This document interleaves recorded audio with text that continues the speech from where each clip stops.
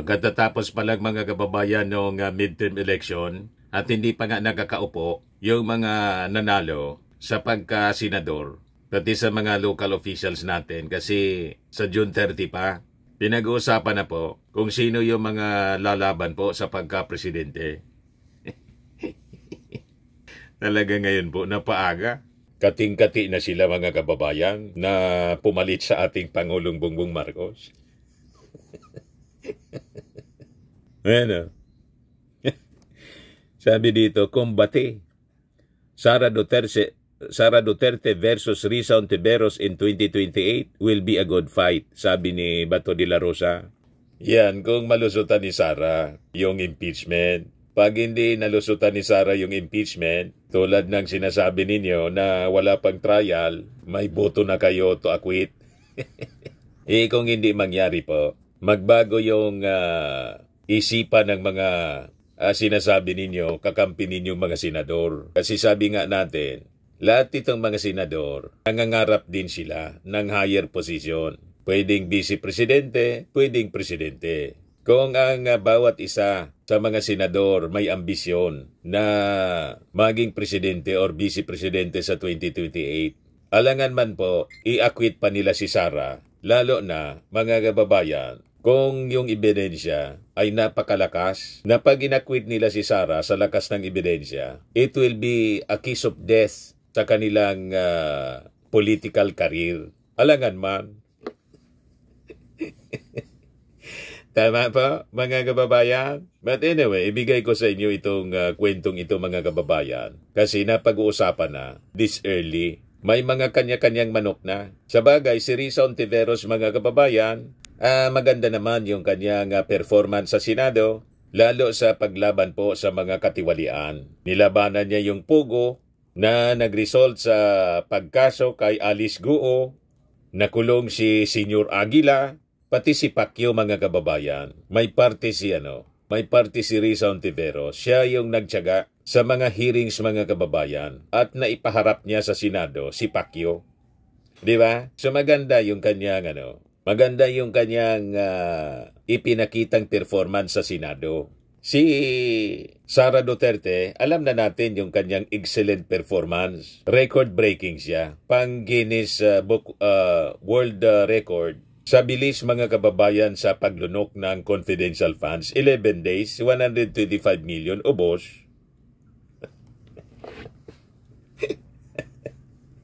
At ang kanyang record, mga kababayan, siya pa lang ang vice-presidente, publicly pinagbantaan ng Pangulo, First Lady, at yung perceive niyang magiging katunggali. Pag 2028, pinagkakainis niya. Campaign manager niya dati na si Martin Romualdez. Pero si Martin Romualdez, mga kababayan, sige lang ang trabaho. At ito yung talagang, kung titingnan na ninyo, mga kababayan, kakambal.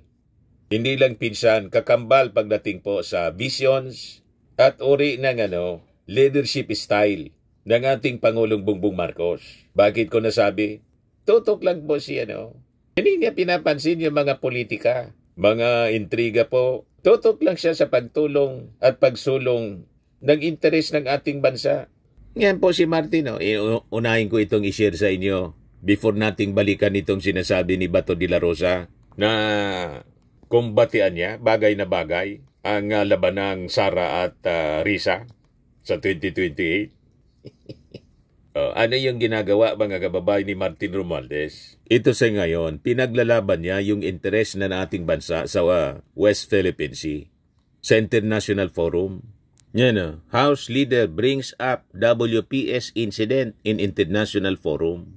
So, lahat sila, mga kababayan, lalo itong kampo ng mga Duterte, lahat politika, hindi pa nga sila nakakaupo for the new term. Katatapos pa lang yung eleksyon. Ang pinag-uusapan na po, 2028 na naman. So, makikita ninyo kung gaano sila kakati. Kating-kati sa politika, mga kababayan. Laway na laway. Di ba? Laway na laway sa posisyon.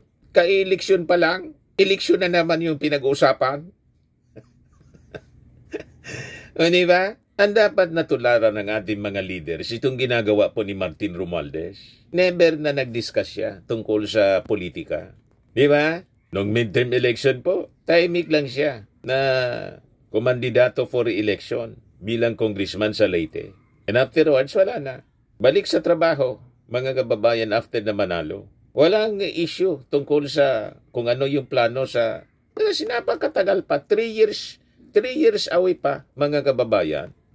Eleksyon agad ang pinag-uusapan nila. So, makikita mo dito kung gaano katindi ang kanilang pagnanasa sa poder. Pagkatapos, binabaliktad nila, sinasabi nila na si Martin Romualdez gustong-gustong magpresidente. Bakit? Halimbawa, gusto rin magpresidente ni Martin Romualdez. Anong pakinin nyo? Diba? Kayo lang ba ang may karapatan na tumakbo bilang Pangulo? Lahat may karapatan basta't kwalipikado po. And very much qualified si Martin Romualdez. And in fact, tulad ng ating Pangulong Bongbong Marcos, si Martin po ang sumusunod sa yapak ng ating Pangulo. Hindi mainitin ang ulo. Very statesman, mga kababayan. Kung magsalita malumanay, pero firm siya sa kanyang mga... Very decisive siya bilang isang leader. Yan ang kailangan natin. At hindi mayabang. Alam na natin kung sino yung mga mga politikong mayayabang, yung mga politiko ng maisog. Matindi po kung magyabang. Di ba po? Mabuhay si Martin Romualdez, mga kababayan. O itong balita, Speaker Martin Romualdez called on an international gathering for parliamentarians to put up a united front against what he called the creeping erosion of maritime law and order in reference to the latest harassment of the Philippine vessel by China Coast Guard in the West Philippine Sea. Yan ang kailangan nating leader. Pinaglalaban ang totoong soberenya ng ating bansa. Hindi yung tinatawag na ipaglaban ng soberenya, ibalik daw si Digong sa Pilipinas. Bakit? Si Digong ba parte ng teritoryo ng Pilipinas? Di ba? Si Digong, siya ang utak sa tinawag niyang war on drugs na nag-result sa more than 30,000 na mga Filipino, kapwa niya Pilipino, na EJK. So may pananagutan siya. Kinaso siya sa ICC, kailangan niyang iharap doon. Harapin doon yung kaso. Kasi hindi siya kinasuhan dito dahil din sa kanyang sariling kagagawan, nawala ng tiwala sa justice system dito. So lahat itong problema niya na kinakaharap, siya man lang po yung may gawa. Tama? Going back dito kay kay Martin Romualdez. Ito yung kailangan nating leader. Ganitong mindset at pag-ugali. Tutok sa serbisyo sa interes ng ating bansa. Speaking at the 29th Parliamentary Intelligence Security Forum in Madrid, Spain, on May 22, Romualdez condemned the incident and stressed that the country will not allow foreign narratives to distort the truth on the ground, nor will permit coercive actions to dictate our national destiny. Yan ang tunay na leader na maka-Pilipino, hindi maka-China. Ito yung latest na pang water cannon ng Chinese Coast Guard. Yan sa ating BIFAR vessel. Yan napakawalang iya nila. Baulit-ulit nila na hinaharas tayo. Binubuli. Yan Kita ninyo? Matindi po ang ginagawa sa atin. Paulit-ulit na pangaras, pangwawater cannon, a violation of international law sa ating territory. Grabe ang ginagawang pag-aabuso ng Chinese government sa atin, ng mga Chinese. Pagkatapos, kakampihan pa nitong mga pro-China politikos natin dito. Yan You see? Mga kababayan,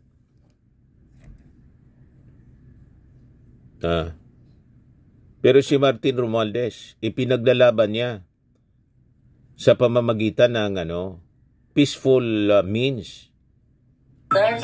Yan China's Coast Guard vessel number 21559. This is MMOB 3002. BRP Dato Sangay, Bureau of Fisheries and Aquatic Resources. A government vessel of the Philippines. Your unsafe maneuvers are in clear violation of your obligations under the 1972 International Regulations for preventing collision. Courtesy yan mga kababayan ng Philippine Coast Guard, published by Manila Bulletin. Pero hindi nagpapatinag po yung ating Coast Guard. And in fact, magpapadala pa sila ng mga additional Coast Guard vessels para i-secure. Hindi natin isusurrender, sabi ng ating Pangulong Bongbong Marcos. Pero hindi tayo makikipagira. Wala tayong policy ganun. Tulad ng sinasabi ng mga pro-China politicos dito, na yung ating presidente gustong isubo sa gira. Kayo man lang ang nagsasabi niyan. That is the narrative ng mga pro-China. At yun mismo ang narrative ng China para takutin po tayo. Huwag kayong maniniwala sa kanilang mga propaganda. Walang intensyon ang ating presidente na makipag-gira. But we have our obligation to protect our territory. Pag hindi natin protect, di wala na tayong bansa pagdating ng oras. Payag kayo sa ganon. Ang ating armed forces is for our defense. Kaya nga po may Defense Department tayo. Department of National Defense. So ano pa yung silbi ng ating Department of National Defense? Bawat bansa may obligasyon. And that is the, sinumpa ang tungkulin ng ating Pangulo to protect our country. So yun ang pinaglalaban sa international forum ni Speaker Martin Romualdez. Kumusta naman itong mga gusto na maging Pangulo? You see? Wala man silang ganun. Romualdez stressed that these acts of harassment were not isolated incidents and that this is not just a regional issue. It is a global test of whether the rule of law will prevail over brute force. Sabi ng speaker. Romualdez asked the countries represented in the Madrid Forum to remain vigilant and united against gray zone tactics, cyber-enabled propaganda, and the creeping erosion of maritime law and order. Sabi po ni Martin, we serve not only as lawmakers but as standard bearers of democratic rule of law. Yan ang speaker po.